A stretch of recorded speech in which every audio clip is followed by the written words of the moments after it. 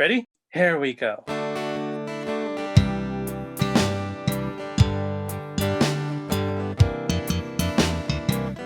Different points of view and highs and lows. A new perspective everywhere you go. Open up your mind, drown out the noise, and see if this connected.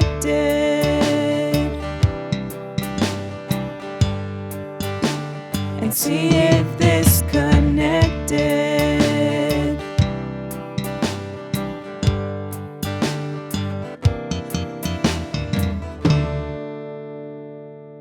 What's up, fam? The mission of this Connected podcast is to connect generations and situations about faith, life, and whatever comes along the way. To not necessarily agree, but be listened to. These conversations, of course, highlight the perspective of our various guests, and you are always welcome to agree or even disagree. But as always, we hope that it is done in charity. Now, here's your host, Catholic.Dad. Yeah. Hold on. Wait. Oh, I already did. All right. Well, here we go. Let's open up the beers. Cheers. Ladies first. Cheers. Oh, wow. Thank you. You guys We're are off. This is like, are we actually doing a podcast? Oh, hey, we are doing a podcast episode. Oh, this is recording. This is actually recording, so I guess we're gonna go with it. Ooh. Yeah. Almost caught that. New adults, cheers. Cheers. Wow. There you go. We are drinking Firestone Walker 805 Cerveza. We are not sponsored by 805, but we're willingly open to allowing you to sponsor an episode of the podcast. Just contact us at catholic.dad50@gmail.com. Was that okay? That's pretty good. That's Yeah. That was very good. So we're here because we wanted to drink some beers with some guys. So maybe not. But thank you, Josue, for bringing the beers. Yep. But we are here because something happened in the church. Actually, something happened with a movie, with this movie that's coming out called Padre Pio. Is it out yet? I don't think it's out yet. No, I don't No, it's not out yet. It's not coming out. And a lot of ruckus came out because the star, the lead in the movie, Shia LaBeouf, LaBeouf, your car. Shia LaBeouf. Shia LaBeouf, your car. Yeah, very good. Thanks. Shia LaBeouf, your car. Came out with an interview with Father Barron, Bishop Barron. Bishop. Always Ooh. been always a father, but That's now right. a bishop. Bishop Barron. About that whole thing that he went through. I actually thought that he was chosen because he looked like Padre Pio, and which I think he actually does. But in that interview, some things came out, and it was like Catholic news. Shia LaBeouf. It's Shia LaBeouf. Shia LaBeouf. Your car. Yeah. LaBeouf, your car. That's how you Shia LaBeouf. remember. Converted to Catholicism, which amazingly enough, I ended up learning more about him, that he wasn't even a Christian at that point. So that's what we're going to talk about in this episode. We're going to look at some of the images on YouTube, sections that we looked at, listened to, and comment on it. So is this one of those things that they call a commentary episode? Maybe. You'll Maybe have not. to comment to tell us. Yeah, I'm going to first comment on the fact of this beer because I'll comment later. So we're here with, of course, Tony. Thank you, Tony, for always having that really great intro. Thanks for letting me do the intro. Like, Yeah, I still am impressed that I'm able to state it in the exact same way. Single time. Every And you know single what? time. That's always amazing that we have this guy's sister and brother-in-law, Diego and Elizabeth, Mhm. always singing that intro In music. the exact same way. Exact same way. They're right there in the closet singing it. One of these days, we'll let them out. But as usual, in our awkward way of doing episodes, and we actually don't know how, because we don't actually have a script, which we should one day. No. More work? Why not? Why start now? Yeah, why start now? Unscripted. unscripted because we have homework to do after this. Some of us still have to do our CMFP homework. You could do like clip notes on like post-it notes or something like that. We tried. We tried. It just, yeah. And we were actually trying to transition and saying, we need to make these episodes shorter and get away from, the side comments. And we're off to a and we are great start. actually really off to a great start. But I'm here with Tony, and we have two other people. Who are you guys, and what are you doing in our podcast room? We came for the beers. Yes. Yeah. No. So introduce yourself, guys. You can go first. I am McPherson Rodriguez. I am a friendly neighborhood Catholic. I attend the parish of Our Lady of the Assumption in San Bernardino, involved with the ministry over there. And I was invited to comment or to offer up some comments in response to, this whole Shia LaBeouf thing. Awesome. And who are you? My name is Josue. I have been here previously. I don't know which episode it was, but yeah. Not a familiar face. Home parish St. Mary's here in Fontana. Whoa, that's a place I know. Yep. But now, following my wife around wherever she works, that's where we go to mass and Be like that. Yeah. Go visit OLA with McPherson and That is an amazing name, by the way, which I thought was your last name. Oh, McPherson? Yeah, and then I found out your the other name was Rodriguez, and I'm like, that is a weird first name. what's your middle name, isn't it? Michael. Michael's your middle name. Okay. My Yeah. middle, Well, there you go. Yeah. But yeah, Everything's So- all out. And by the way, whose idea was this, Josue, The main man? the main man? I think it was Padre Pio's. It was Josue's idea. And so we're like, oh, well, why not? Let's talk about it because it is interesting information. It is interesting news that a guy who we watched on TV from Transformers to, I think, first one of those movies, Holes. And wasn't he on like Nickelodeon or Disney or? Yeah, he was on. Was it Boy Meets World? No. Was that remember. him? No, that wasn't him. that was. Do not He remember. I don't was know. on something on TV, like Yeah. for one of the like the teen channels or something. It's for sure Disney, though, right? It was I thought it was Nickelodeon. I thought It was Disney? Yeah, I don't think it was. For sure, not Nickelodeon. But he was always that quirky kid. It's like everyone can relate to who's quirky. But it's like he wasn't the person that you would think would be doing like movies about Padre Pio. And for those of you who don't know who Padre Pio is, I mean, what rock have you been living under? If you're listening to this, you probably are Catholic. So you probably already know who Padre Pio is. The stigmata. He's famous for being able to read a person and the way that he celebrated Mass. And I think what a lot of people didn't realize is when Father Pio, which is Padre Saint. Pio, Saint Padre Pio, during that time, was celebrating Mass in the traditional Latin Mass because that was the Mass that he knew. I don't think he's ever celebrated a Novus Ordo. Yeah, beyond that, I mean, he also established the third biggest hospital in Italy. Which Or one is help, that? Help establish. I don't know the name. It was in the interview with. I did. Bishop No, Barron. it was mentioned. Yeah, but it's apparently the third largest hospital in Italy. So, Wow. yeah. The beer is slightly bitter. It's a pale ale. No, I think it's. So, well, let's Should let's we jump in and. Yeah, let's just jump in and talk about this. And so for you guys who are listening and interested about Padre Pio and the total complete interview with Shia LaBeouf with Bishop Barron, just go on YouTube, look at it. We're going to listen and watch with you some of these sections, certain clips, and then maybe give some commentary of what our thoughts about that is. So pay attention and listen. Anybody else have any comments so far? No, you guys are great. You're doing a great job. Yeah, Arno. thank you for bringing the beer. So, We already criticized it. yeah, I like it. Okay, so we're gonna go skip through to minute 12:30 or so, where they talk about TLM. By the way, there's a very incredible version of that as well. That's super activating and very emotional that I've experienced up there with Father Bobby.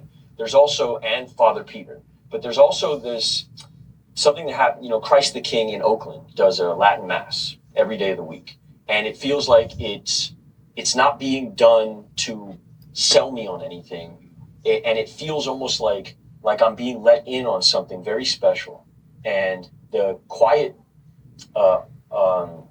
It activates something in me where it feels like I found something. It's a little bit like a band.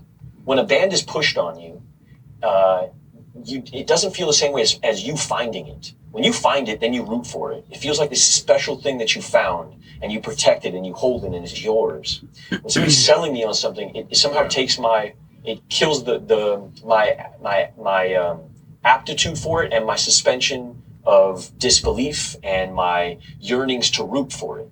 I get it. There's an immediate rebellion in me. Yeah. Yeah.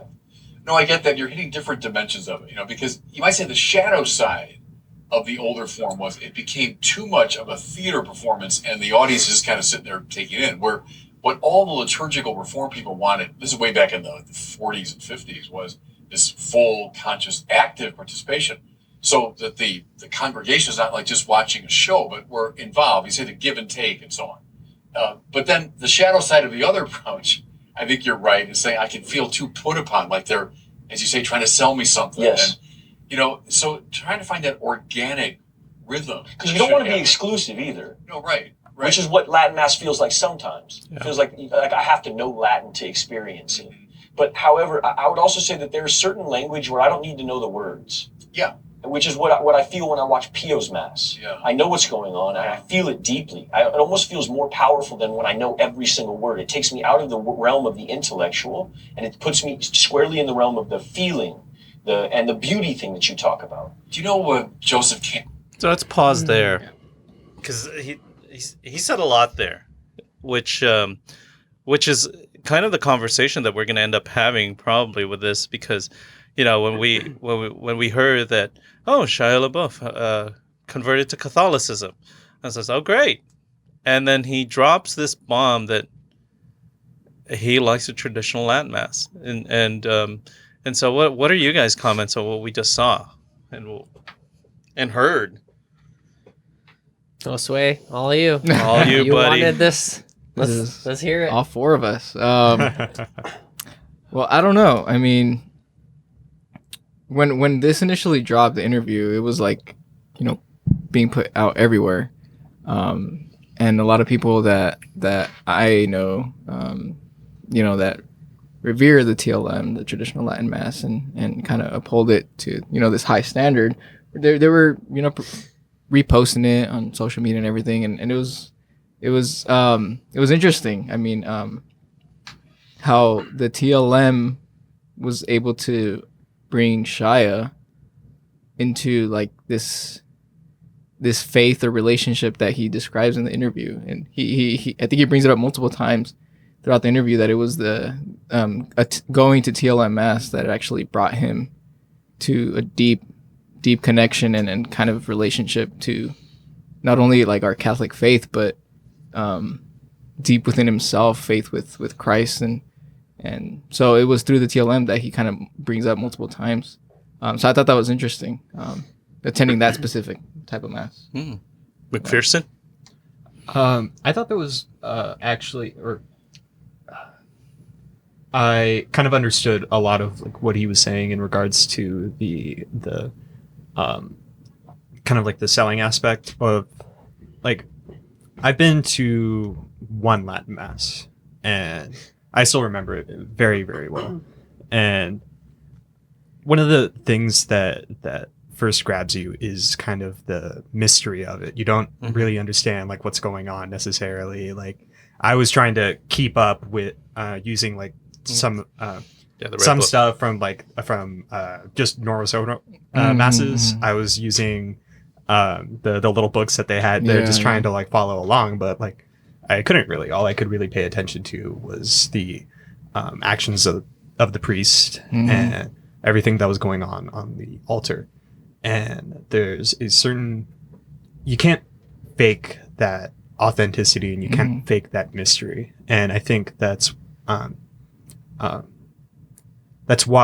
Shia LaBeouf kind of was hitting on that as one of the first things. Yeah, and I think he bringing up the Latin Mass, and he like brought that up too, where it takes you out of the whole like intellectual realm and brings you just to the purely like feeling, right? And he said that, and like just like how you said, it since you don't really understand the Latin language that as much, you do rely on your Novus Ordo sense, but you still are able to apply that in that TLM experience. Yeah, and that's appreciate that, because I think a lot of people who've been introduced to TLM, and I remember I used to bring, PMLT and core team to make sure that they had an experience of other forms of the Mass, because that's the richness in our Catholic faith. But I do remember my first time going to TLM and just sitting there. And I remember someone asking me, "Do you understand?" I said, "Absolutely," and not. And the reason for that is, how come you don't get a book? Because they have books in the back. People say they have books in the back, you can follow along. I said, I didn't come here to follow along. I came here just to be present. And that's for me. And for other people, they like to participate, and you are participating in your presence. But that is the mystery to me when I do go to the TLM Mass. I don't know my Latin prayers. Maybe I should. Maybe I don't have to. That's something where I do believe that that we're at that junction where people feel, oh, this is something that we all need to do. And I think when I saw all those posts that you had mentioned, I felt that there are people in the TLM crowd that felt, oh, this is affirmation. This is affirmation that this is the way we should be. And I kind of chuckled when someone said that to me, literally said that, well, it's affirmation that, it hits hard that way. I was like, well, if we're using and taking Shia LaBeouf as the guru of yes, we follow him because he loves the TLM world. He sees things like that. And that's, again, falling into that aspect of we're using a secular person who fell in love, and maybe that's a minor miracle, to justify, this is it. And I'm only saying this because I like both. And a lot of the young people and a lot of the old people that I talk to say, and I ask them, like I mentioned Jesus, where did you fell in love with the Mass? Where were you introduced to the Mass? And usually for your age group, and even mine, it was a Novus Ordo. But I do believe that it just enhances certain things when you experience multiple. He also did bring that up where it can get to a point where it does feel just exclusive. So. It did. And sometimes, I don't know about you guys, but sometimes when I do go and you're not quite there because you're not a frequent, you're not, that's not your parish. It does seem exclusive. It does seem that there is an air of superiority of this type of Mass. And I don't, that's just me. That's just my feeling.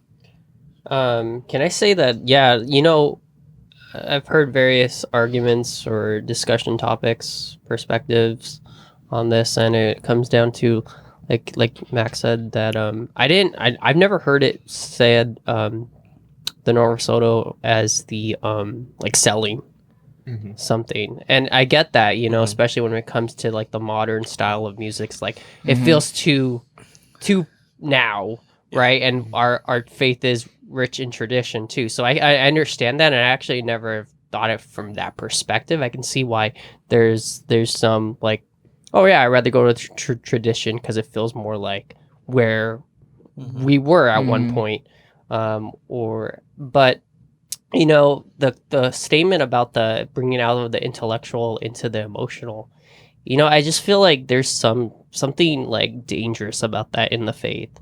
And I know with him, he's probably just, this is him articulating, so his experience.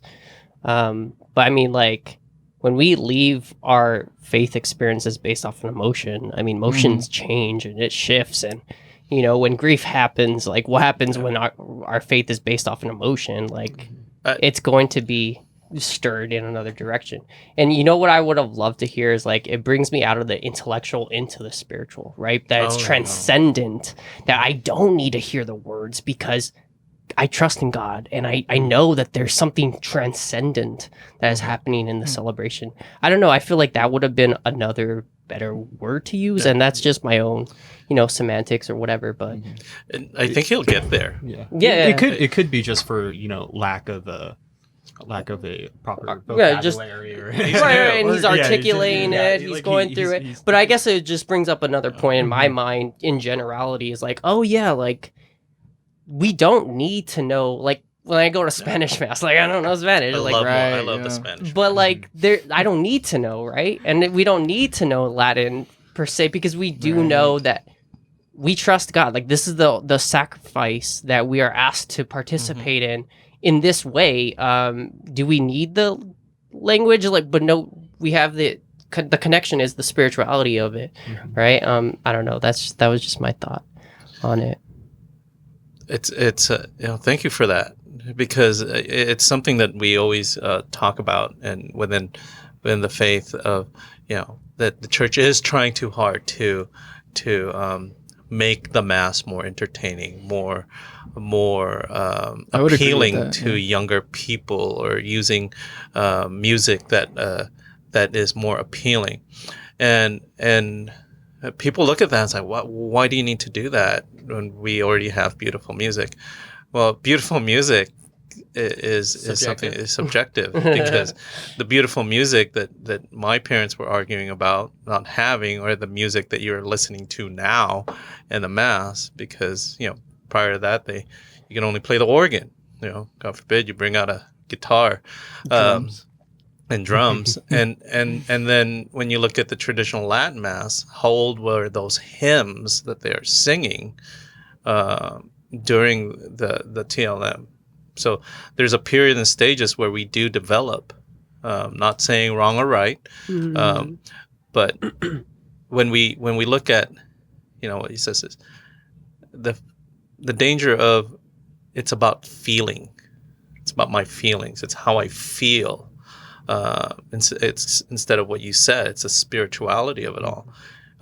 We tend to have, in both cases, in the TLM and in the Novus Ordo, my feeling is that it's about how I feel, how it makes me feel.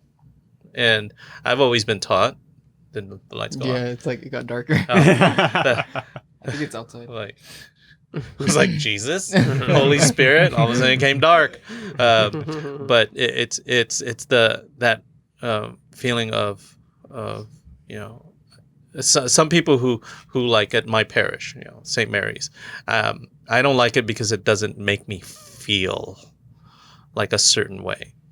Like, well, okay. Or I like this church because it makes me feel better about myself.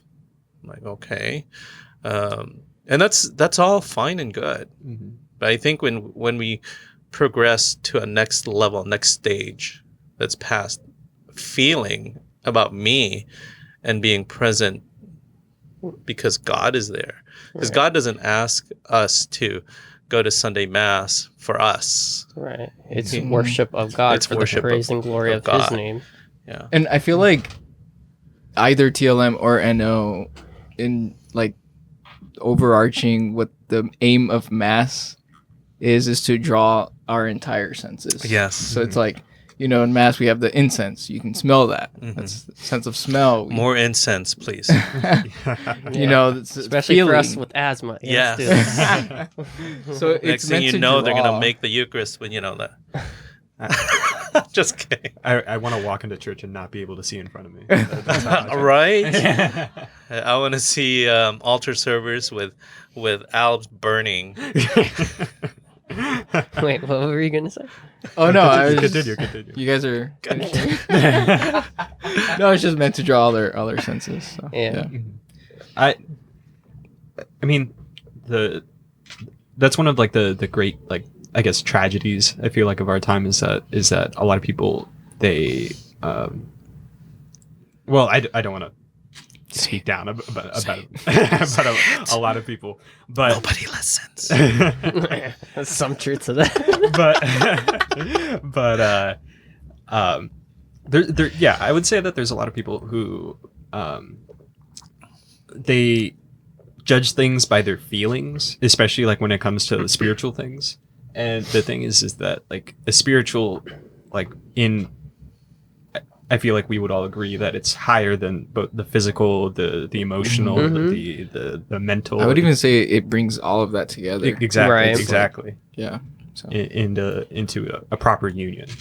And that's why when somebody is spirit is disordered, that can present itself in their mind and their body and through the sickness or other things.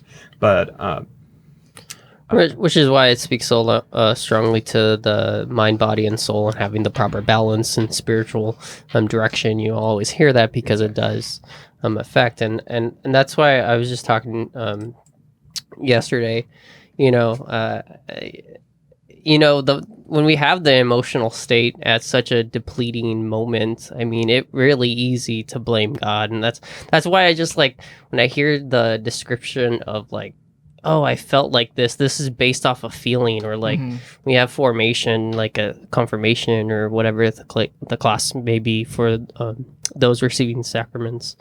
I don't know. I don't know if it just becomes down a pet peeve for me, but it's just like, don't describe it merely as a feeling. Yes, God gives us emotions, and yes, God communicates through emotions, absolutely. But doesn't mean every feeling that we have is of God and from God, right? Because like, I mean, there's been days I've had feelings where I hate myself. That is not from God, Yeah. So, and it's just like, it's a slippery slope when we describe God as merely just a feeling. Sorry, Tony. It's just me messing around with you. So sit back and relax to this Catholic podcast. There. I lost my train of thought, but thank you for that. And I actually just lost my train of thought as well. I lost it. But I think what I was going to say is something along the lines of that. However, I would also say that there's Sorry. Or no, it's just You're like, I just you're messed like up. really messing with us right now. Go ahead. It's disrupting the flow. No, I think that I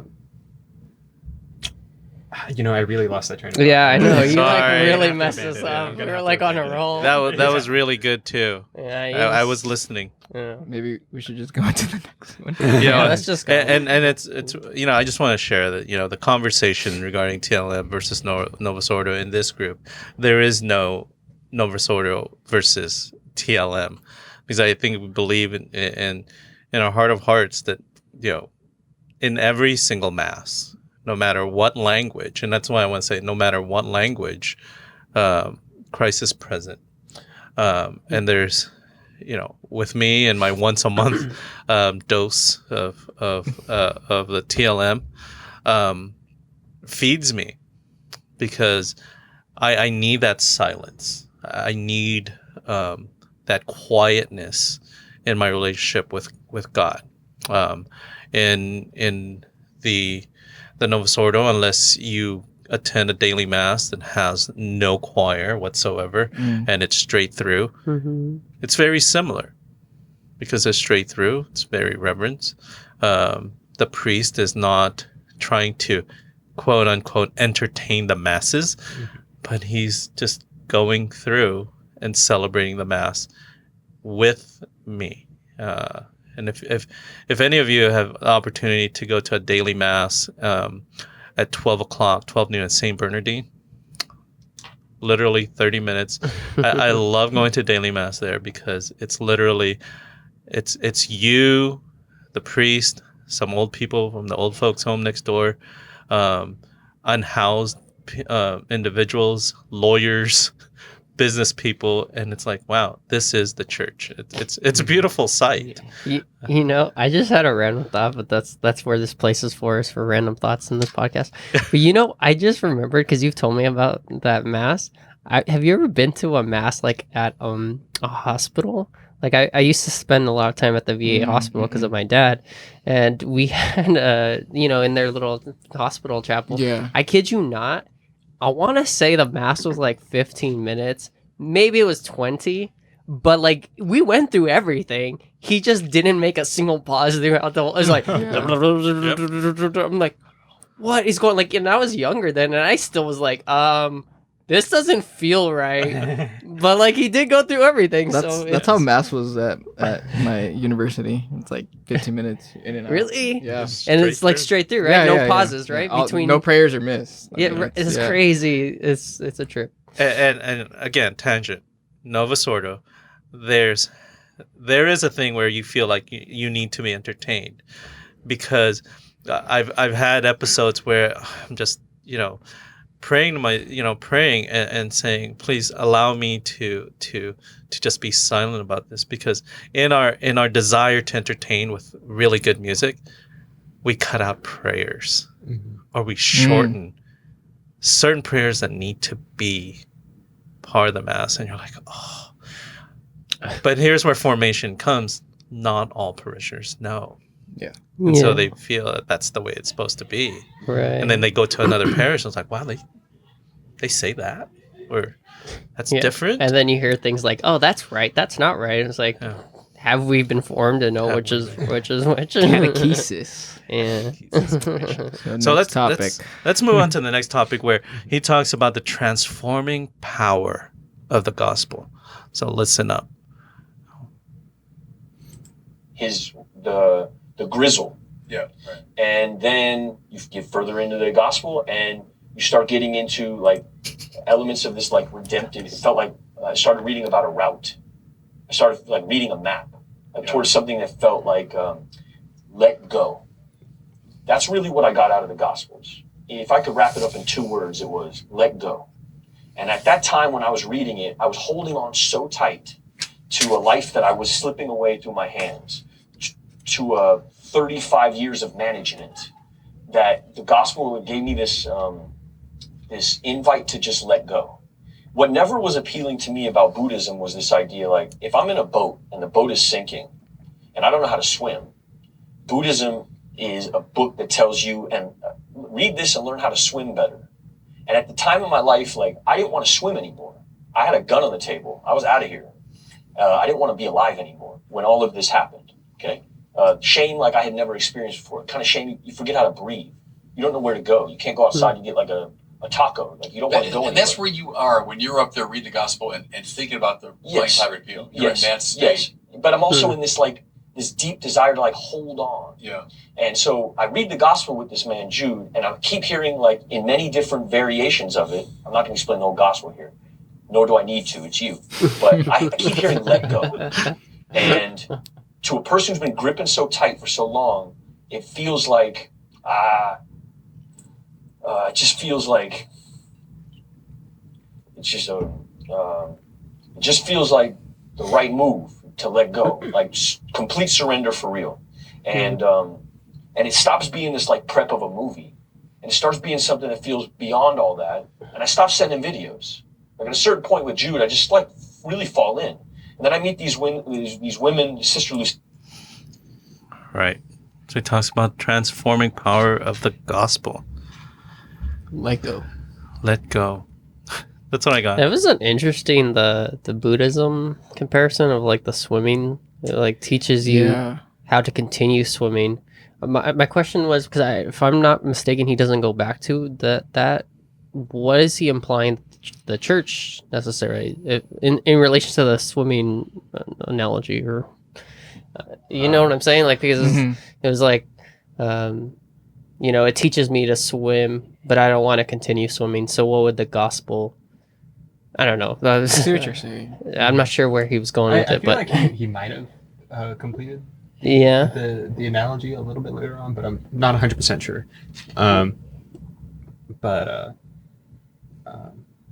It's actually interesting that he mentions Buddhism there, because at least from like a Catholic Christian perspective, there's Buddhism. It's almost like it advocates for from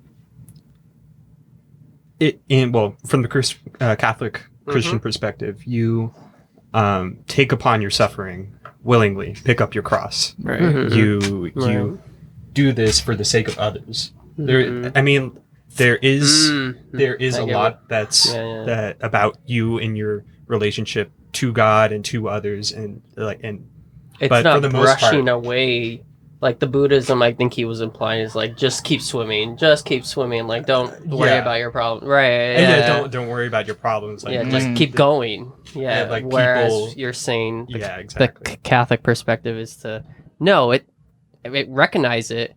We're all suffering, right? Yeah. Sorry, I didn't mean to. Oh cut yeah, you no, off. it's okay.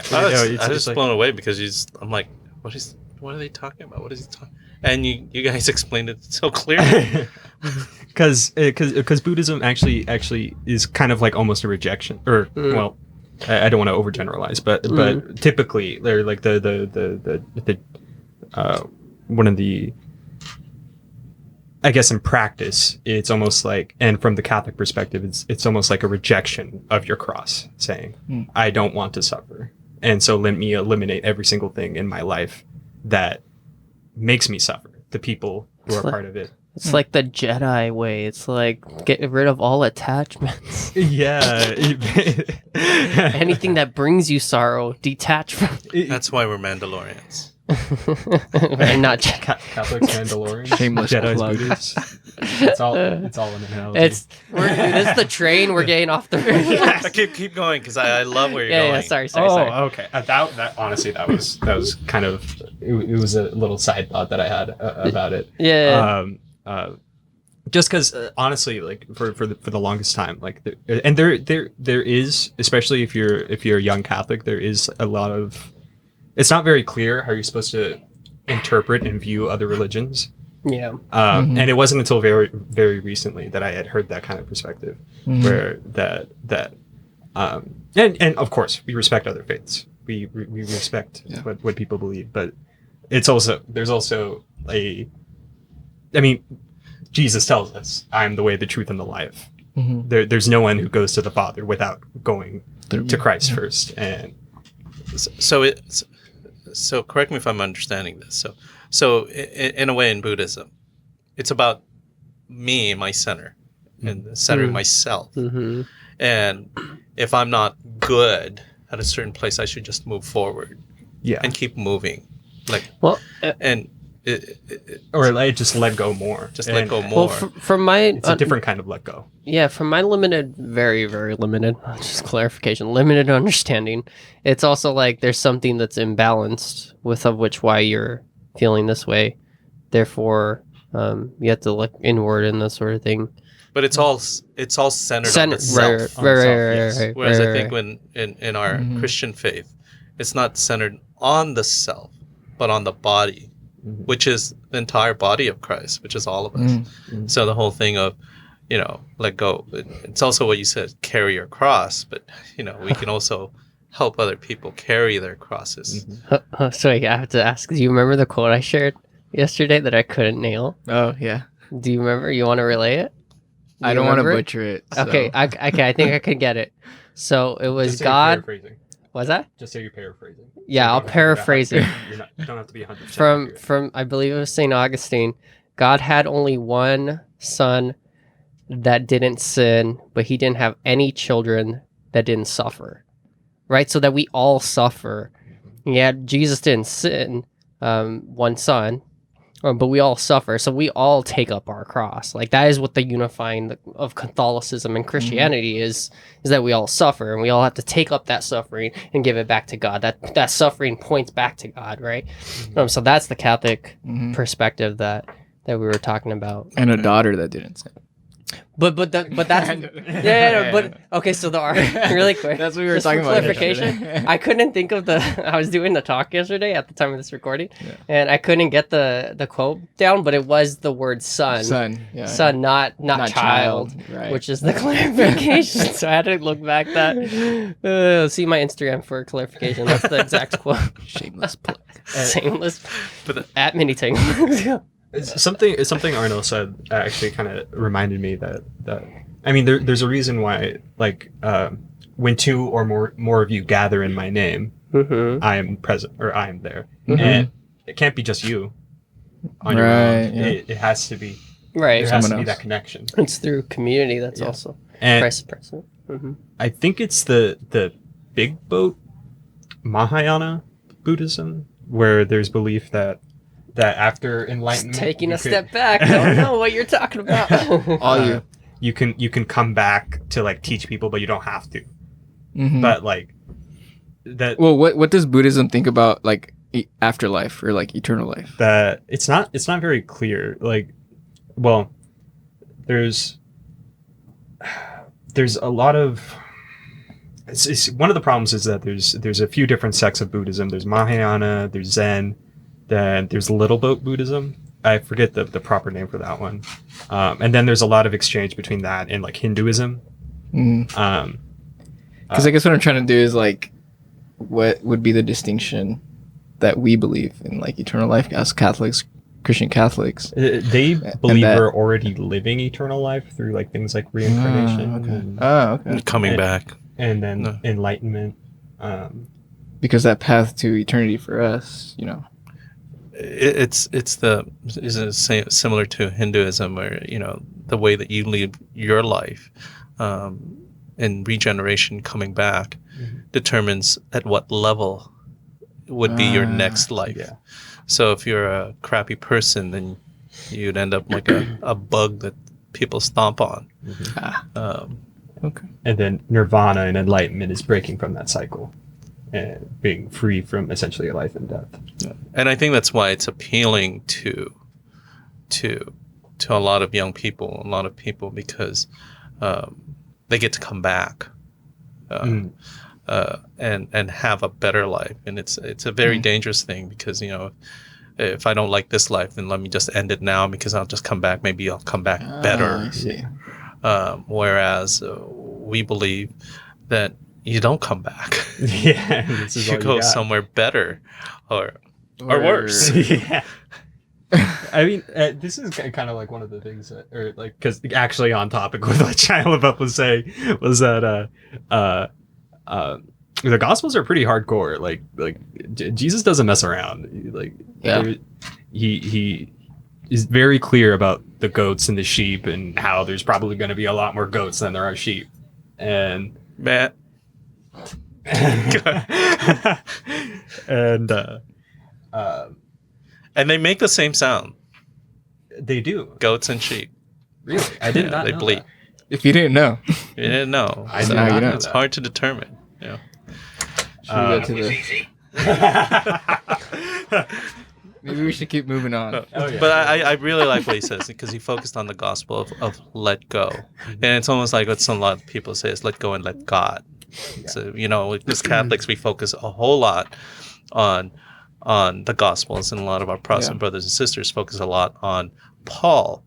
But we're totally a lot in the gospels, and it tells us how to let go and let God. And then in context to what he's talking about, and I forget if it's mentioned at this point or not, but I know that he talks a lot about in his testimony as far as the challenging of his ego and overcoming that. And I'm sure that that's probably also where he was going with it, was that, Jesus says to be selfless and to serve one another and to love one another. And it's not about the self and the ego. It's about how are you going to serve my children? How are you going to serve God? So I'm sure that there was a little bit of that as well in that statement. So. And thank you for sharing that, because it is. A lot of our teaching is how to serve the other. It's how to serve me. Mm-hmm. It's not about us. And how to be joyful doing that. Yeah. Mhm. Which is a great one. But don't. Yeah. Gosh, we're so letting Catholic. go is like Yeah. What a great segue to the next part, where we talk actually about laughter, which equals AKA joy. So let's listen to this part. Wait. Let's listen to. Oh, no. We'll start from there. We'll start right here. He's always around, and I started falling into this group, and I'm living there, so I'm taking showers in there, and I'm eating with them, and we're hanging out, And they're drawing you into the Christian, the Catholic thing. They're kind of drawing you into the gospel. Into He's talking about the More than that, Capuchins. it's not even like they're trying to. They're drawing me into like laughter. They're like sharing jokes with me. It's like we're just like hanging out. And at this time, I had no friends in my life. What did Jesus do with people when he first met them? Typically, eat, drink with them. So you think of Jesus, well, he's giving the Sermon on the Mount. Well, yes, he does, but the typical move of Jesus was, well, let's get around the table and we'll talk. Yeah. And he's talking to prostitutes and sinners and tax collectors, and so that move of theirs, to kind of draw you in. Yeah. Draw you into their life. Yeah, and I'm eating their ice cream, Yeah. and I'm eating them out of house and home, and I'm filling the tacos back up, but I'm really I'm they're not asking nothing of me. They're not asking me to sign nothing. They're not asking me to do nothing or take pictures. I'm just like sitting around and I'm petting their cats and I'm hanging out, Right. But the lesson of So As we hear laughter in the background. we hear laughter. The ladies are So appropriate. Yeah. Laughter equals, also known as Yeah, I'm empty. joy. Where's the rest of it? Oh, you're in the kitchen. I'll get it. Keep talking. Thanks. I guess the reason I chose this little timestamp was because he mentions laughter, obviously. But as us Catholics, formed Catholics, we know that there's a higher ground, which is joy, which is what we all strive for. And I think he's kind of alluding to that, but in staying with like the term of our physical like emotion, it is laughter. It can be happiness, whatever it is, but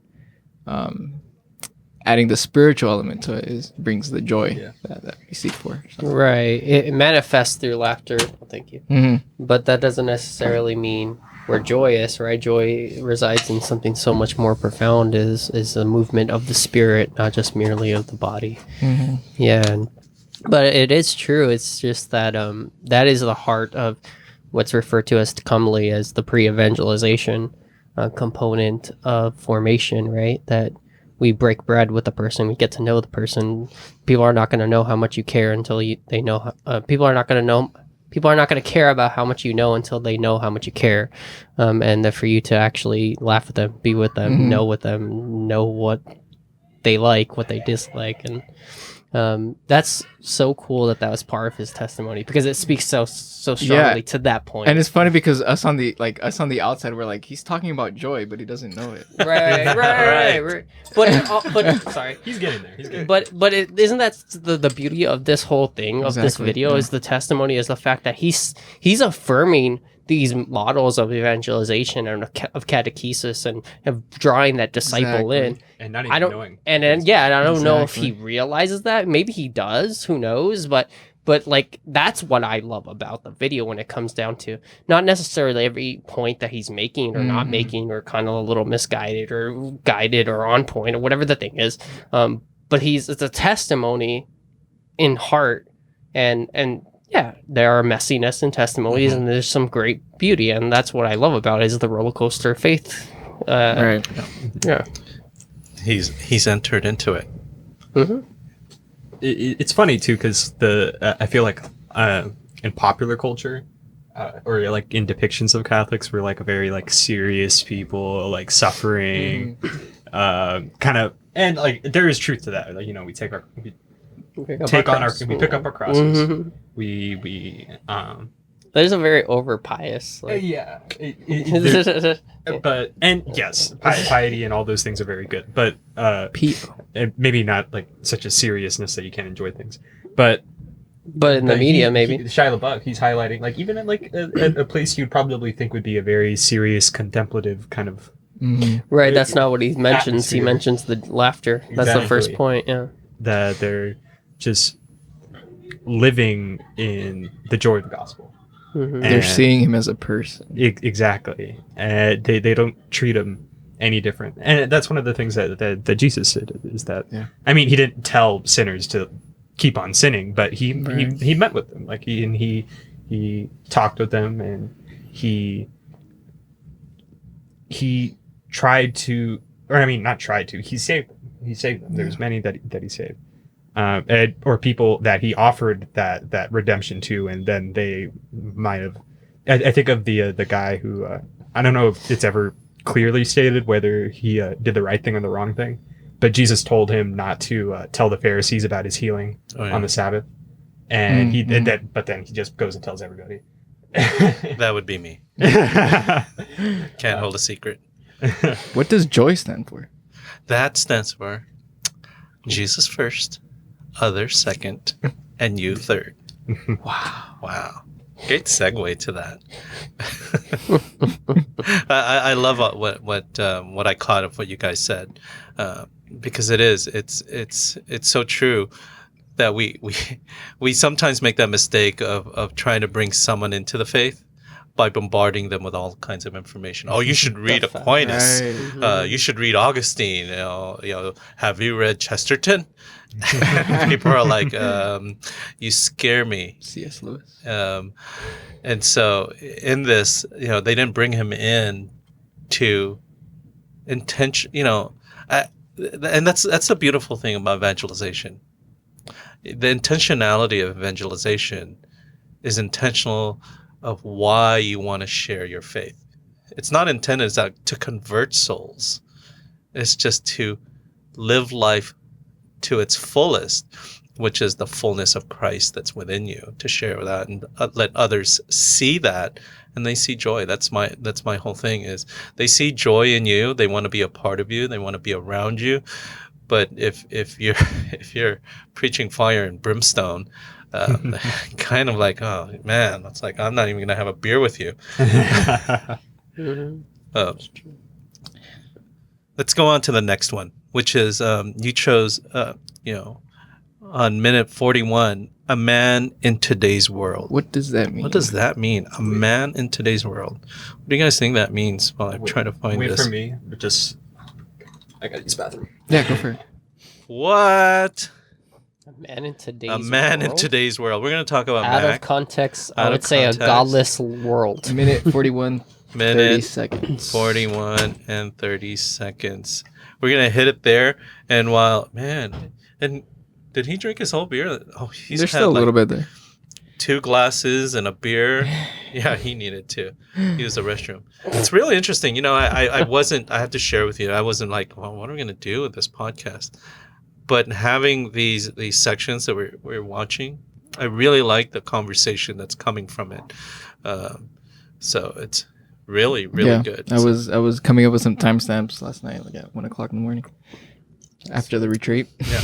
I remember. Moved. I remember because I just got home from my high school reunion, and you were like, "Why is he texting me at 1 o'clock in the morning?" Sarah was in bed with me, and she was like, "Who's texting you?" My phone was like vibrating. I was like, That question, who's texting you, "At this hour." at this hour, is the exact question that every night Bethany asks, and it's always Arno. I was awake. I woke up, so it's something. When something comes in your brain, you got to text it. It's like there's no intention for Which you is guys funny, to read it. Because Bethany, I don't know which podcast it was, but she's like, "I text Arnell more than I text Tony."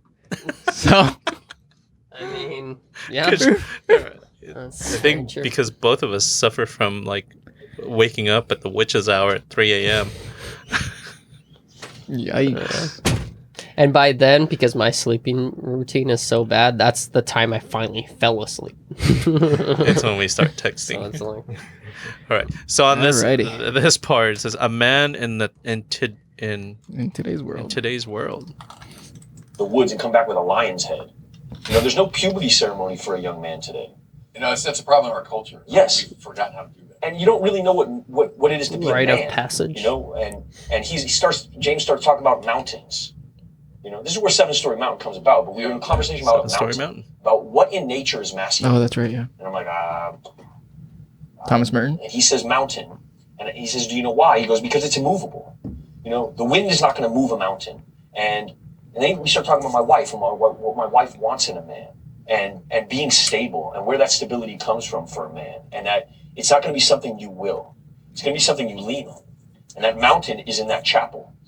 This is like my journey to this. He starts brought you back to the bus of sacrifice. Yeah, but he does it like through this rah-rah cowboy talk. I feel like I'm listening to like I love that. I don't know what to describe it as, but it feels like John Wayne. It's like this rah-rah kind of thing that touched on it touched on this thing that I came from, and it accounted for this whole side of this Christ that I didn't know yet. And he sort of like masculinized the whole thing for me as this warrior's journey. And he starts reading like Heraclitus to me. Let's pause there. I don't know then. Well, I don't know. John Wayne? So what does that mean for you as a man in today's world? He started with, the rite of passage. We don't have those anymore. It's like, what does that mean? I mean, I know for a fact that there are plenty of men's sessions I've been to on retreats and events. I mean, that's a common question that we talk about is like, what does that mean? When are we met a man, and defining that, and what does that come from? And I don't know where he's kind of a little lost as where he's going, but I do know that is a common struggle. That what does it mean, and where does it mean in our faith of between this distinction of a man and a boy, of where should we be in our faith in relation to that? But he does mention he brings up his wife and how she needs stability, and That's she needs right. someone that is immovable. Someone Is it a hypothetical wife or a real wife? I'm pretty sure it's his no, wife. he's I think he's married. He's Yeah. married. And he says that mountain for him is in the chapel, like it's in the Blessed Sacrament. So for us men with wives, men, in general, to be that mountain for those around us, for our community, being with the Blessed Sacrament, brings it back to the Eucharist.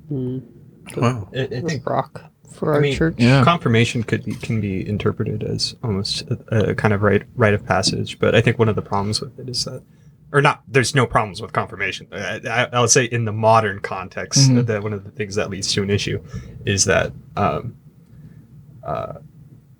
men, or boys, and this is what he meant by rite of passage. I think there's needs to be kind of like a formal transition between, or more of a formal transition between a boy and a man. Like there needs to be like, okay, you did this and you did that while you're a boy, but after you did that, now you're a man.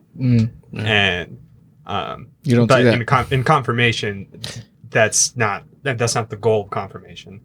And the other part of it is that you're also with you're being confirmed with women, with girls, and so it's not particular to boys, and so especially in modern society. But then again, just as I process this, like what Shia LaBeouf's like, I don't know, is he like mid-30s or I don't know? He's at 40. He's probably He's 40. Yeah, and 44 maybe. it begs the question of like, Let's check. we're talking about spirituality, right? We're not talking about age. We're talking about especially firming our faith, right? Building up a foundation, be just like a mountain spiritually, right? That your faith can't be shaken, and Right. I think that's the important distinction, is that we're talking about it in a spiritual context, not in a maturity necessarily, but a spiritual maturity. Those are very two different things. How old is 36. it? Okay, so yeah, mid-30s, yeah. He just looks older. It's a hard life. I would say He's that with the capuchin. He's being Padre Pio, of course. It's a hard life. Go ahead, McPherson. I would say that there's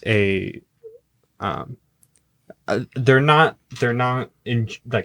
intrinsically tied together, but there is some kind of correlation there, and I think that's one of the reasons why you're seeing a lot of young men. I mean, it's not particularly young men, but like a lot of young men checking out of the faith, a lot of young men checking out of a lot of things, marriage, college. The dropout rates for men in college right now is crazy.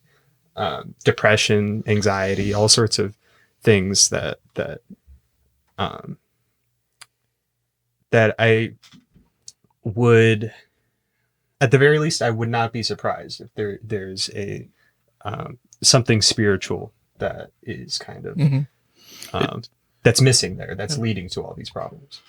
And it's so true. I mean, this is colloquial that we always say that if the father is active in his faith, that his children will follow. Yeah.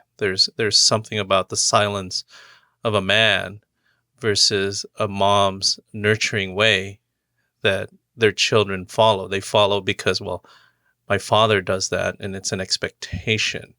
My mother has a desire for me to be in the faith, but my father expects me, and there's that stability, there's that strength. As my mother would say, as said, is, men are mountains and wives are the wind. It's like, that's the one thing that will take down that mountain, though. slowly. But Degrade the mountain.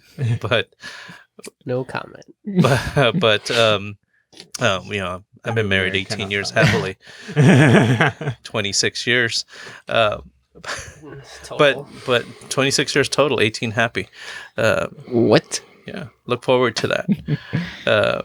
Actually, it's more like 24 years. I'm zoning out. But a man in today's world. I mean, you guys are in today's world. You know, I'm quietly quitting. But this is the challenge for you guys, and having that stability to be that witness of men kneeling in front of the Blessed Sacrament. We need to see that. We truly need to see that, because in our church today, you won't hardly see that. You'll see the women, even at retreats, when you have the Blessed Sacrament, it is the ladies who will come and spend all night praying in front of the Blessed Sacrament, and the men are not present. And I think that's what young men need to see. Maybe that's what's missing. It's simultaneously a failure of men and a failure to men, because men are basically failing themselves. And I think the thing is that no one really no one's really checking up on men being like, oh yeah, how you doing? It's low expectations. You know, when you have low expectations, and they'll meet that low expectation. So let's go on to this part. It says the Eucharist is not just a cracker. Wow. The Eucharist is not just a cracker. Very interesting title. 44:10. We'll start with All right. 4. Oh man, where are we in the story? But Well, you've come a long way spiritually at that point. yes. I mean, you've now made I'm some- really now I'm experiencing prayer. I'm Yeah. experiencing rosary. I'm starting to learn Mass really well. I'm starting to be a part of Mass. I'm starting to feel the effect of Mass. I'm not receiving the host yet because we weren't sure if I was baptized or not. I thought that And was so I funny. couldn't receive yet, and I felt this deep longing. Like- I didn't know I was baptized. I had been baptized earlier in my life and didn't even remember it. Yeah. My uncle was had baptized me in Trinitine. I'm saying it wrong. Trinitarian formula? Yes, that's right. Yeah. And so then we found out that I could receive Mass. I started receiving Mass, and I started feeling like this deep reprieve. It's not just it's not just like a cracker anymore. I start feeling a physical effect from it. I start feeling a reprieve, and it starts feeling like regenerative, and I start enjoying it to such a degree I don't want to miss it ever. And then I start going to other Masses in different parts of the city. I wind up in San Lorenzo, and Can I just have a fun question? Yeah. All right, serious. All right, guys. So you're studying to be Padre Pio in a movie. Does this count as sacramental preparation for First Holy Communion? Go. Like you had to go to the history. Sorry, I had to ask that. Sure. It could be. No, in all seriousness, he probably had to learn a lot in order, because especially to do the Mass and so on. I was just being silly. I did question that, and I'm like, well, how did he begin to receive First Communion? And then I looked back and actually looked at how long he was with the Capuchins, and he had to live with them and learn the ways, and he was constantly being taught by this one person. For me, 6 months with an individual, one-on-one, living with them and learning the faith, that's catechesis. That's preparation. And with a Capuchin? And with the Capuchins and beards, and beer. I probably would believe that was when he had a sacramental prep, and that he received the Eucharist right there, probably in the monastery. Yeah. But it is interesting. I wonder if they have to contact bishops and things like that. Just be like, hey, are we on solid footing here? are we good to do this? Are we blaspheming? Yeah. But it's interesting that he said it got to a point where he didn't want to miss. Mm-hmm. He just wanted to keep on coming back. I think I want to ask you guys: was there a point in your faith where you were just like that, where didn't want to miss? Like, you were just so on fire that, you know what, I want to go to daily mass. It, for me, I want to say like it comes and goes. I feel like in times where there's kind of like a lot of pressures from like, I would say like, or at least, and how I look at it, like kind of like the expectations of the world, and that like say like, oh, I need some extra money, so I need to like work a lot this week, and like I have to do this, and that, and in that, like when you have a ton of things to do, like not that you don't, not that you stop valuing it as much. It's just that it's harder to find the time, and the time, especially to like give it its proper attention. Like there have been times where, or there have been a lot of times where I wanted to do like a full read through the Bible, like I did when I was a kid, with like the kids version With the pictures. Nice. And I've knocked out a lot of the Bible out of order, but just at every time I do it, there's just like 1 week or 2 weeks, and maybe it's even just that one day where the habit breaks, and then you get back into it for like another week or like another 2 weeks, and then it just kind of slips out, and then you have to a little while or go a little period exists between that last time and the next time. Yeah. And you kind of feel bad for and I mean, not kind of, you do feel bad for not keeping up with it. It's just, there is kind of a push and pull, and a lot of it may have to do with spiritual things that, we don't always have a full understanding of. But there, like when it comes to the times when I am on fire with my faith, it is kind of like that, where it's just, I don't want to be even thinking about other things. Like my faith is the only thing I really want to think about. Go ahead, Tony. I was gonna say, going back to the point with the Bible. I mean, that's how I perfectly would describe doing the mass in a year with Father Mike, or sorry, the Bible in a year with Father Mike. And I did get through, but I was like 4 months after the fact when it ended, because I got finished. But I did finish, and I can actually say in a sense I've read the Bible, the whole thing through in order or whatever. But I had to find myself saying I have to be realistic of where my spirituality is, and especially where my mental state, and going back to this mind, body, and soul balance. And it's like, you know what? I had to establish, like, at one point, I think it was like 6 months in, so I was like, I have to at least take weekends off and not do this, because like I work in the church, like all I do is look at scripture and catechism like 40 hours a week or more, and then there's got to be some balance of me like turning that off just so I can unwind and think about something else, which was direction from a priest for me to do. And I think that's an important distinction too. That, going back to your question, I think what would pinpoint my most highest peak of love for Mass and the importance and wanting to desire going so much is through Mass Underground, which at this point, where by the time this is recorded, the next Mass Underground event would have passed. Right. But it was through that where that, for those who don't know, in short, Mass Underground is, where they have little pop-up masses in random places that are other than your traditional churches and that sort of thing. But it's heavily revolved with, correct me guys if I'm wrong, but it's St. Mother Teresa who says, live Mass like it's your first, last, and your only Mass.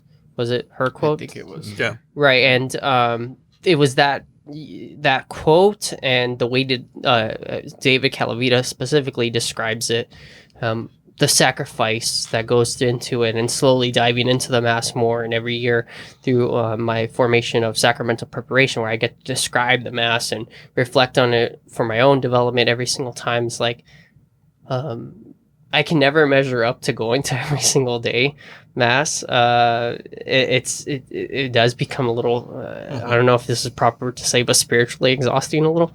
That's probably like people are going, you You shouldn't be like that. But Yeah. that's what it kind of feels like. But again, for me to try to find a balance to it. But to answer your question, like that's when I remember that I have a part to play, that I should be appreciating it like it's like my first, my last, my only mass that I'll ever go to, where heaven meets the earth. Like, it's a huge miracle. It's a huge undeserved gift for us to be able to participate in the Holy Mass. Yeah, I mean, it's just surreal to even think about when I stop, and it gets overwhelming. Yeah. Yeah. Josue? La fe cansa. La fe cansa. Yeah, it is. That's what Translation, please. faith Faith is is- tiring, Oh. which is what you were yeah. talking about. So the whole yeah. thing of it being exhausting. Yeah. And wise words from a priest that, there are times where you have to pause and listen. Because a lot of times we do go into the mass to quote unquote to be fed, but you're constantly fed because he's ever present. Right. I just wanted to ask that question because there are times in my life where I call this Shia's Genesis moment, where he is so on fire because he's found the truth and he wants to be there all the time. It's kind of like the first time you met your spouse, your girlfriend. Yes. You wanted to be with her every single waking hour, and their parents are probably saying, "Are you ever going home?" That's the feeling. He's fallen in love, and that love is with God, and he wants to be ever present with that love, and as you I kind of like compare it to marriage. It doesn't decrease the amount of love that you have just because you don't spend that same amount of time with your spouse. That there are those times where you are separated, but that love extends way past the physicality of being just in front and next to each other. So I do believe, and I pray he develops into that it's not a brush fire faith. That he doesn't, it's like, oh yeah, well, I'm bored now, and I need to find something else to feed me about this Catholic thing. What's next? It's a candle you have to tend to. Yes. Yeah. I guess for the sake of time, we can go on to the next one. Yeah, let's go to the next. It's this one's on Pio and the Mass, and on minute. Speaking of the Mass. Speaking of the Mass, and now I'm burping. Minute 50, Minute 42 seconds. 42. Minute 50, You can well, start it there. 41. All right. If you want to play Dylan, you don't just read Dylan biographies. Right. You have to pick Talking a about guitar Bob Dylan. and you have to learn how to play a guitar. And then the guitar needs to be your best friend. And then you need to sleep with the guitar. And then the guitar needs to be your only travel companion. Yeah. That's the way into Dylan. Right. The way into Pio was Mass. And it wasn't until I felt like I started having emotional reactions in Mass that I feel like I was anywhere near playing Pio. And Mass got very emotional, like really, really, really emotional. And then I felt like, okay, now I have permission to go study Pio. So then the Pio study started, and that took us to Italy. Then I started going to where he studied in San Giovanni Rotondo, and you see it, and something was offsetting about it, because what I knew of Pio to that point was like, this is a man of deep humility who's offering up his suffering. And you walk into San Giovanni, and you see this big mosaic of this man, and there's pictures of him watching them build it. And Wait, did I skip that? Did you start it at minute 50? Did I start at minute 50? Or maybe you started 51. Yeah, I did. So minute 42. Thanks, Tony, we were waiting for you. Oh, thanks. Now that Tony's back, there was actually something I did want to touch upon what he said in kind of like the last segment, So we can just talk about it. which was that treating Mass like it's your first.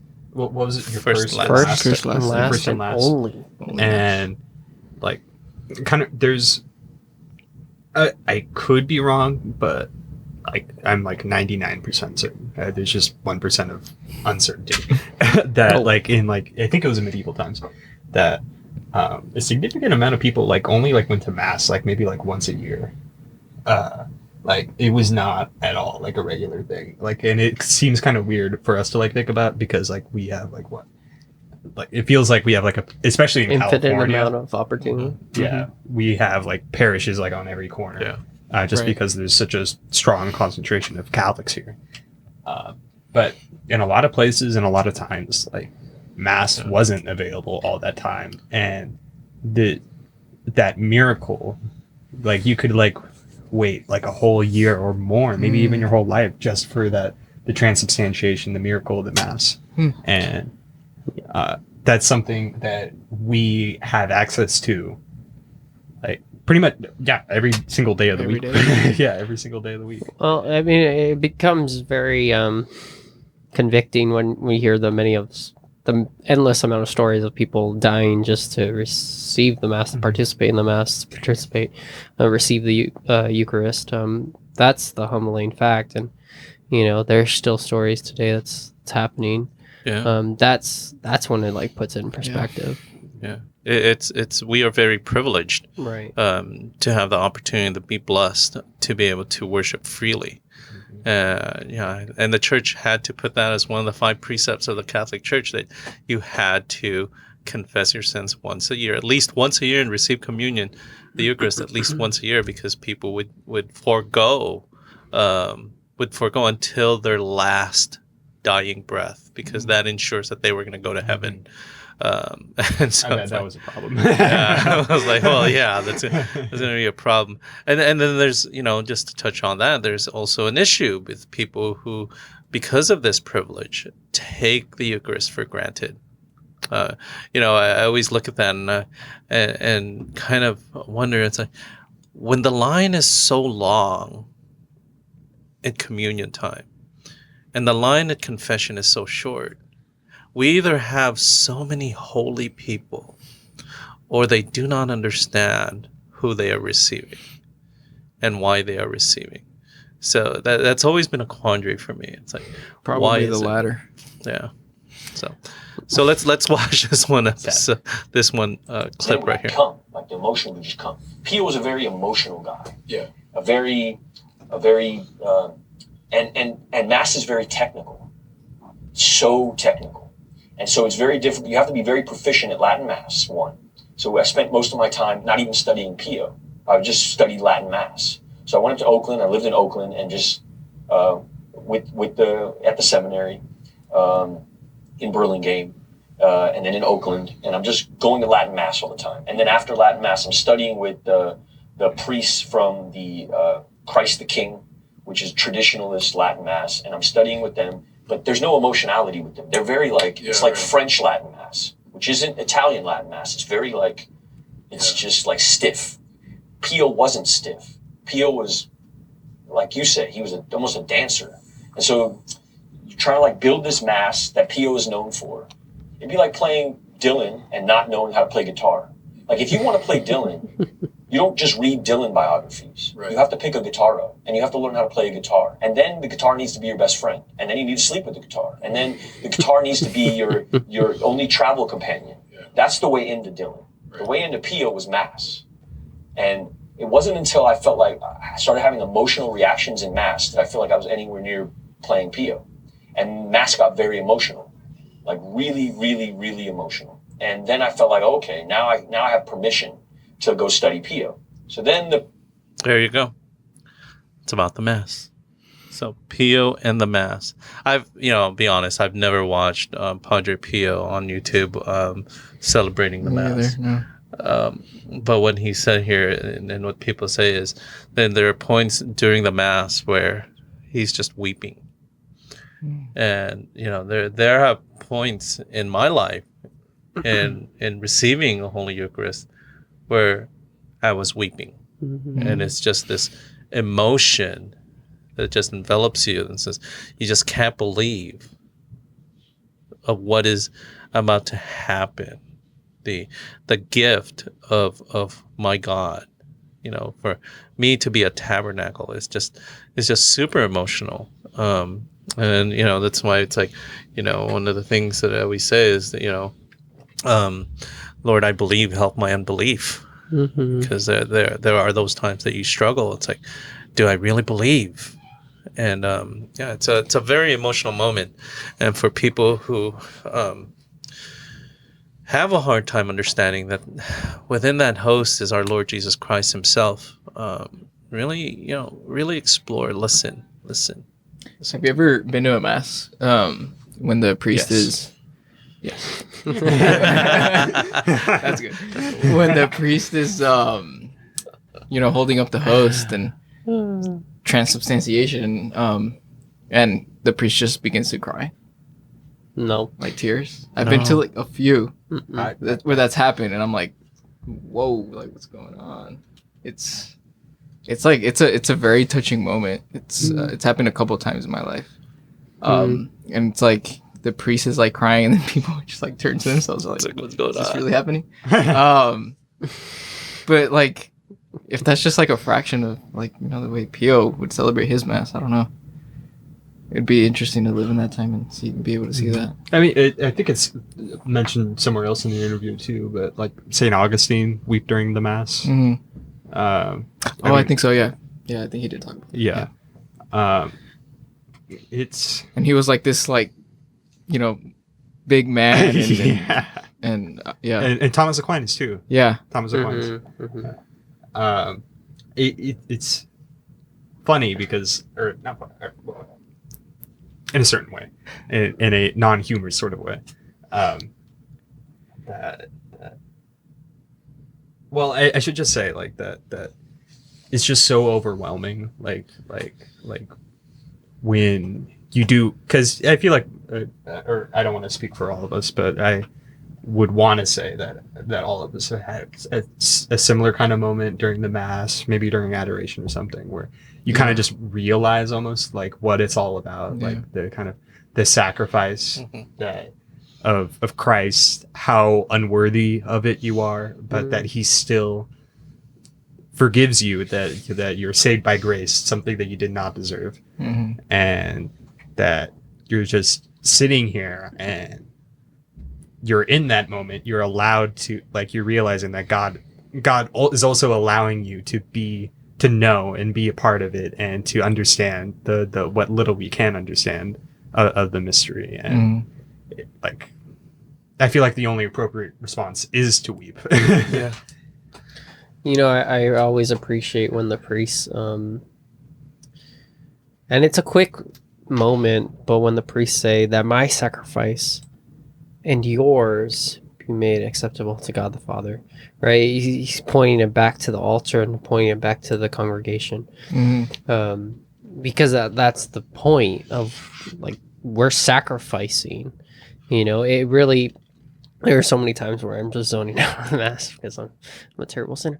But then I hear those words again, and I'm just recentered, and I'm like, that's right. There's a sacrifice that is happening. This is a profound moment. We have to lock in. And so I don't see the extent of the crying, but I do see the extent of the priests not just stating the words, but they're praying the words. They're actually saying, like, these are the words that the sacrifice is made. So it's a very beautiful moment. Beautiful. Let's move on to that last section that we're going to talk about. We're going to watch who was Pio, or if we're truly Catholic, who is Pio, because we know that Father Pio. He is a saint. Not Padre. Well, I have to figure him When out. he claimed stigmata, the church at the time sent a bunch of rationalist, unbelieving people who thought miracles were impossible and we were beyond the age of miracles. And he's got his hands wrapped and they're saying, let me see. And he's saying no. And then they write him off. You're a liar. Yeah. You're a liar, and you're using the church to sensationalize and create a spectacle out here so you can sell keychains or whatever they thought they was doing, And so they write him off as a crazy, as a lunatic, a person who is pimping the church is what they thought. And he had genuinely experienced something. It's true of a lot of the mystics too. That the church has a hard time taking them in at first, and it takes a while to figure them out.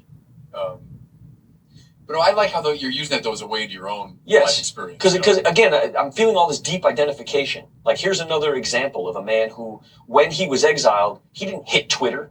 Right. He didn't go on Twitter and say, I didn't do this, I didn't do that. He just got quiet. Yeah. He got quiet and he said, is that so? And then he continued doing what served him and the people that he was serving. He didn't get loud. He didn't do the Martin Luther.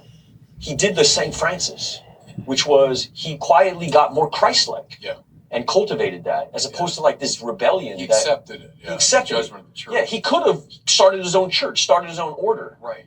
He had that much following. He could have, at that moment, walked off into the woods and created his a whole new sect of Catholicism. Right. And there are a lot of people in the tradition who did things like that. Yeah. So true. Happens to this day. Yeah. Comments? Who was Pio? Speaks to the obedience of faith, right? That's addressed. I mean, there's going to be times where we're not fully understanding of the church's decisions and the directives of the church, and that's the obedient, childlike faith that God calls us to. Is like, you know what?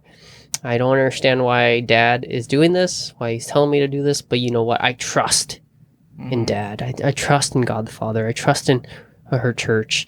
So I'm gonna be obedient. I'm not gonna be rebellious. I'm not gonna start a divisive heart, a divisiveness in the church, because that's not gonna bring me to holiness. That's not gonna bring others to holiness. I'm gonna be obedient, and I think that's a beautiful thing, and I think that's something that we could all learn from, especially in times where we're frustrated. Especially when it comes down to the ministerial level. How often do we have things that the priest says, or even the ministry leader as a volunteer say things like, and we just want to rebel. It's like, oh, I'm going to tell this other person, look what happened. Did you hear about what this is? Like, I'm going to still do it anyway. I'll just ask for forgiveness. And it's like, there's something wrong about that in our hearts, right? It's not so much about the person, the leader. It's about our own hearts. And I think it speaks very soundly, and it convicts me. And I'm sure that story convicts a lot of us. Yeah, and the thing that I believe kept Pio, grounded was obviously Shia says that it's him in the Mass. That's his way to God and the way of praising God. But it comes down to the Eucharist, and he believed that force, that strength that the Eucharist brings is stronger than anything this world can ever offer. And so for many people today that are leaving the church, it starts with being able to strong foundational catechesis of what the Eucharist actually is. And if you don't know that for yourself, people can teach you that, but if you don't know that for yourself, if you don't experience that for yourself, ultimately, you'll drift off, start your own sect, go do your own thing, go to the woods. So, Yeah. Mac? Well, Padre Pio, he's a saint. And, I could imagine, it's like Bishop Barron said, that the church has had a hard time accepting, mystics or people, the specific claim of stigmata. But I don't think anyone could really deny, especially after the stigmata, that those who bear it are incredibly Christ-like, and that's the whole reason why they have it. And just the fact, it's just, for me at least personally, it's astounding that especially like Tony was saying, when you're looking through the eyes of a sinner, that it's hard to imagine just someone being able to be that holy without being Christ. And even though that's something we're actually all called to do, we're all called to be Christ-like. And it's hearing and being told to do it is one thing, but actually seeing it and being shown yeah, it's possible for a person to become this, and or that that you are always that. You could always be that. It's just up to you whether, like, it's your choice whether you want to be that or not. It's just, it's astounding. And I think even like some of the more like fantastical elements of Pio, like simply by virtue of the stigmata, like I have no reason to doubt like all the other stuff. Like, I mean, even like the things that people would be like raise an eyebrow at. Well, like, in the interview, they did say that, you know, Shia went to his was able to visit the room that he would sleep in, and there's like dents in the wall from him wrestling with the devil. Fights so with the it's devil. like, yeah, and he saw, you know, his body, which is still over there in Italy, so like intact. Yeah. And it is interesting because that was another part of the interview that I found interesting, especially like when Bishop Barron kind of gave like a little bit of an explanation for it. And that's something I'd heard of a little bit, but like not in that degree of detail, about how like the holier you are, the more like direct the devil gets in trying to to the point of like actually wrestling with this. No, yeah, I mean, there you go. There were stories of like his housemates hearing, you know, shifting and rumbling upstairs from his room. So it's crazy. If there's anything to be learned from this podcast, it is to be like Padre Pio and get in fights with the devil. Just start throwing your fists out. Tony, you inviting the devil? No. MMA. I'm good. Mary. RKO the devil. The whole thing with Padre Pio that just resonated with me and with the stigmata is the understanding that the stigmata isn't that just blood flows from his hands and his feet and his side. It's that stigmata means that you have the wounds of Christ that bleeds. Mm-hmm. So it's painful. It's not like, oh, look, there's blood. No, you have the wound that went all the way through. And all the pain that comes and all with the it. pain that comes through that. And it touches me because a lot of times, you know, many of us say, let me, Lord, allow me to be like you. You know? But what goes through our mind is allow me to be like you, the great teacher, great evangelizer, person who shares the joy of being a follower. You know, but we neglect and we forget the suffering Christ. And when we say, oh, so you want to take up his sufferings and his cross? Oh, no, not that one. Yeah. But not that part. Just the great evangelization. You know, I just want to be in the prairie or on the hill, you know, doing the Sermon on the Mount. You know, that part I want to do. But not the suffering Jesus. Take my yoke upon me. Take my yoke upon me. It's like, you know, give it over to Jesus. And I think what Padre Pio does is he takes on the cross of Christ, the stigmata, and allow me to be Christ-like and live my life in suffering as well. And there's joy to that. There's joy to that. And I know people who out there who are like, oh, those crazy Catholics and suffering. They're always into suffering. It's like, it's not. There's more to it than just feeling pain, physical pain.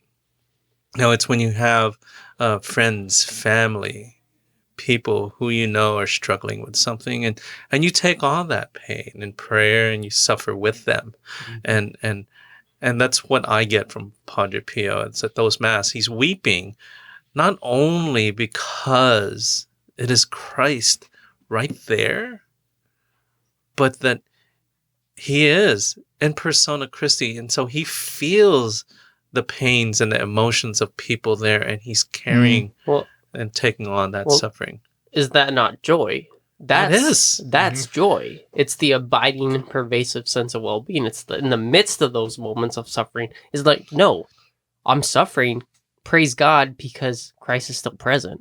Like that's the moment of joy. That's the great mystery of our faith, is that we cannot, we often separate the two, but that's the point, is that in the midst of suffering, Christ is still present, and that's the mark of a Christian. Suffering is suffering joy. And happiness, or joy, they're incredibly interlinked. And it's like kind of like, you know, just our brains that kind of like split them off as like two different things that have like no relation to each other. But it's like, I mean, just like even like thinking about like something basic, like working out. Like working out hurts. Like, you know, like or you know, you're lifting weights, it hurts. No Like pain, no gain. exactly. But afterwards you feel good. I mean, maybe if it's your fifth time. Are you trying to say Arno needs to work out more? Or? I've been working out. I need to work out more. Tribulations pursue strength, right? Is that there's a scripture passage that states that, right? That trials Trials and tribulations. yes, I don't know where it is. but it's definitely in there. We're Catholics. Yeah, sure of that. It's. I'm looking forward to watching this movie. I'm looking forward to seeing the rendition of the life of Padre Pio, and you know, and just hearing this conversation he had with Bishop Barron. Someone affirms that it's not a movie for entertainment per se, although it'll probably be very entertaining, but it's a gift from the Holy Spirit to allow the sharing of the faith to people in the world, in the secular world, or people, Catholics who have fallen away, and find out the mysticism, the mystery of our faith, which, you know, Holy Spirit guided Shia to be able to experience that. And I pray, and I know many Catholics out there have been praying for him, that this brush fire in faith continues to burn in his heart, and that he continues to receive formation and truly be use the gifts that he's been given for for the glory of God. I think everyone here has a gift that has been given to them, bestowed upon us, to share with many people. So on that note, do you guys have any last parting words? Nope. Saint Padre Pio, pray for us. Pray for us. Saint Padre Pio. Back. Thank you for having Josue and I on. I was very happy to share my thoughts and to hear what you guys had to say. And I feel like the conversation couldn't. I mean, maybe we messed around a little bit too much at some parts, but I feel Not enough. Not enough. We go on tangents. Like right now, we're going on a tangent. But this is a great conversation. This is why we podcast, is to have this conversation, to be listened to, to not necessarily agree, but be listened to. But this is the format that we chose, is to just have that conversation. This is not a podcast that is going to be out there to provide you with formation. You know, there's other podcasts for that, with smarter people, with who are actually theologians. We just, as originally what he said there in that minute 30 is a laughter, which equals joy. You know, and that is our way of evangelizing. Evangelization is sharing what we have joyfully. And if you laugh at the things that we say, or you even laugh at us, that is of the Holy Spirit. You know, because two quirky people and guests, bring about joy. And so we pray that more people listen. So on that note, fam, if you want to send us a message, email us at catholic.dad50@gmail.com. Make sure to subscribe to our YouTube channel, and also become a patron in our Patreon page, which is patreon.com/disconnected. I always screw that up. Yeah, disconnected. Something like that. You know, be a patron, help support the podcast. And if you have any topics, if you want to come on the show, just, again, send us an email, DM us on our Instagram, topics that you want us to talk about. Did we forget something? Did I forget something? You forgot to live a life of holiness. I've been living a life of holiness, though. So this concludes our episode of Beards, Beers, and Bros. Whoa! Is that gonna be the title? No, you missed it when we all came up with that, like in the middle of the conversation, like it went over your head. We all looked at each other. Oh, that's totally right. missed You've it. got some catching up to do if you want to fulfill. It's okay. Because this is a Padre Pio has my Pio back. podcast with beards. What beards? Beers, and Bros. and bros and one mustache. Let the roasting end. So, on that note, fam, We again, need to be as we related to say, Catholicism. we hope that the things that we shared here connected with you. If you disagree, send us an email. And as always, we end this with, please pray for us. We'll be praying for you. And as always, live a life of holiness. Be blessed and Be third. be third. Bye. Thank you. Different points of view and highs and lows. A new perspective everywhere you go. Open up your mind and drown out the noise of different generations of the girls and boys. So sit back and relax. This the podcast. Don't overreact if the thoughts are abstract. When it's hosted by Catholic Dad, who knows what's gonna happen? Hey, what's up, fam? Different points of view and highs and lows. A new perspective everywhere you go. Open up your mind and drown out the noise. And see if this connected. What's up, fam? To connect generations and situations about faith, life, and whatever comes along the way. Expect runaway thoughts like a runaway train. Break into conversation like links of a chain. Make a Hail Mary pass, hope this connects. Have a question for a guest, put it to rest. Live a life of holiness, lead by example. Follow at Catholic.Dad and Mini Tangled. Christ leads our way, he's the good shepherd. Pray for one another, be blessed and be third. Different points of view and highs and lows. A new perspective everywhere you go. Open up your mind and drown out the noise. And see if this connected.